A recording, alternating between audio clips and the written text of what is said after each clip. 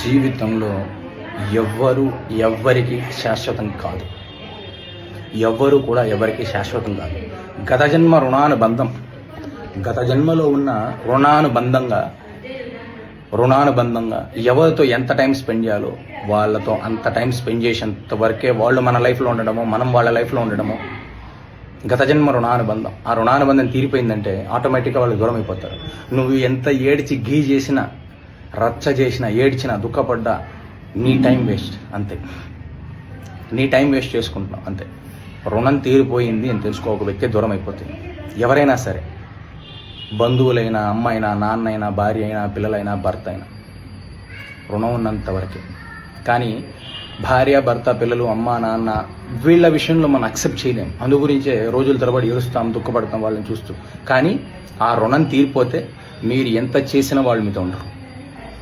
మీరు ఎంత గట్టిగా పట్టుకున్నా వాళ్ళు మీతో ఉండరు. అదే గత జన్మ రుణానుబంధం, అదే కర్మ సిద్ధాంతం, అదే కర్మ ఫలితం.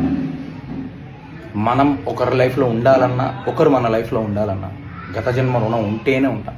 ఆ రుణం తీరిపోతే ఆటోమేటిక్గా దూరం అయిపోతారు. దాన్ని యాక్సెప్ట్ చేయి ఫస్ట్.